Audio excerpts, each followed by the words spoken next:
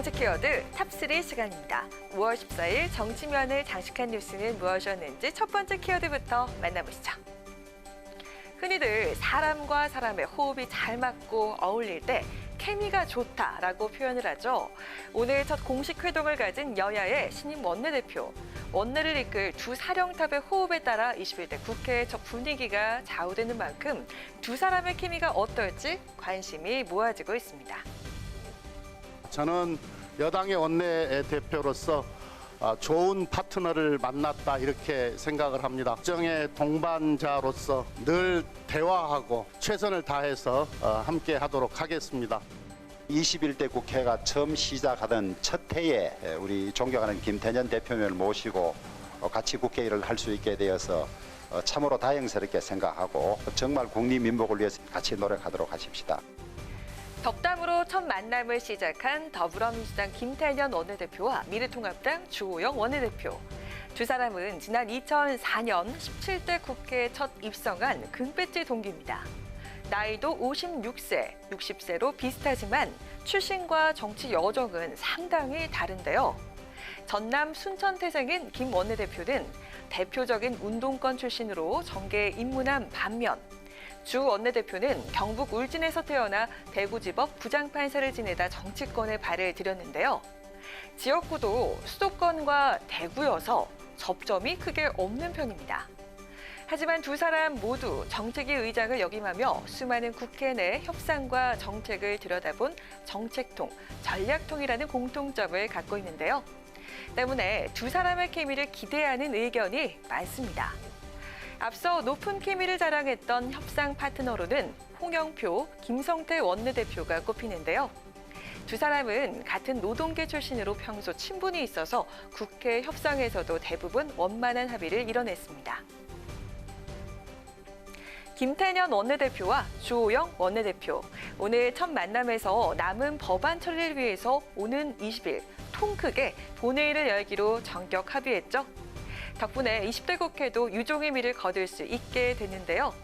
두 원내 수장의 케미가 21대 국회에서도 쭉 이어질 수 있길 바랍니다. 이어서 오늘의 두 번째 정치 키워드입니다. 어제였죠. 문재인 대통령이 열린민주당 최강욱 신임 대표에게 전화를 건 사실이 알려지면서 주요 뉴스의 헤드라인을 장식했는데요.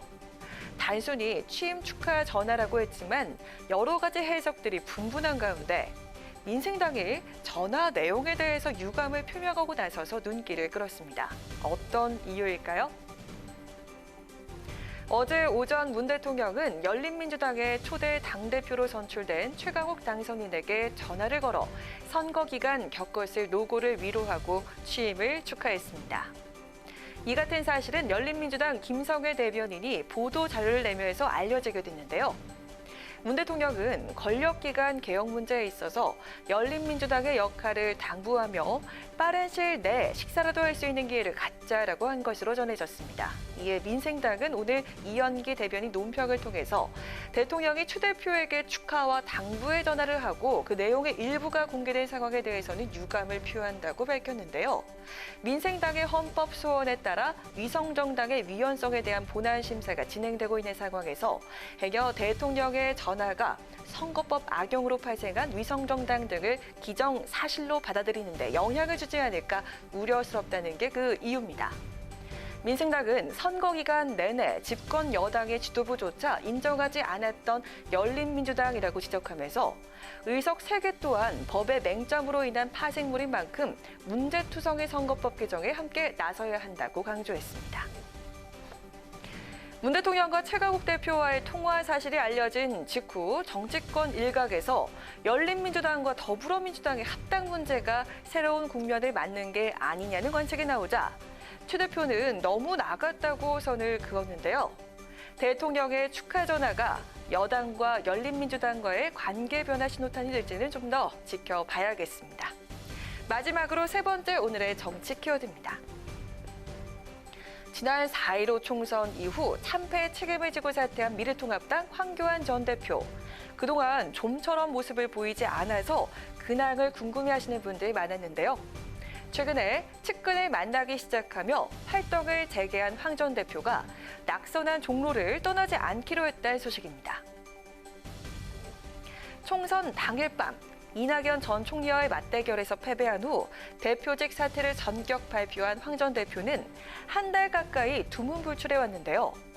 모습을 드러내지 않았던 그가 최근 자신이 출마했던 종로구에 장학재단 설립을 추진하고 올해 거주할 집도 찾는 중이라는 소식이 측근들을 통해서 알려졌습니다.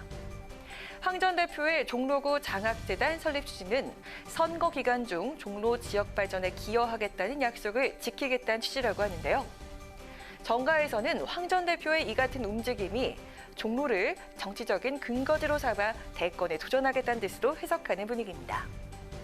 종로 지역구가 역대 대통령 2명을 배출했던 곳이니만큼 다음 대권 도전 의지를 보였다는 분석인데요. 황 전 대표는 당분간 여의도와는 거리를 두고 독자 행보를 이어가다가 차기 대선 레이스가 시작되는 내년 초쯤 정치 일선에 복귀하는 것을 고려 중인 것으로 알려졌습니다. 최근 측근들과 만난 황 전 대표는 마무리할 시간 없이 갑자기 사퇴한 데 대해서 회한이 있단 말을 한 것으로 전해졌는데요. 한 달간의 잠액을 마치고 복귀를 위해 기지개를 켜고 있는 황 전 대표가 종로를 발판으로 해서 보수 진영의 대표 주자로 다시 자리매김할 수 있을까요? 이상 오늘의 정치 키워드 탑3였습니다.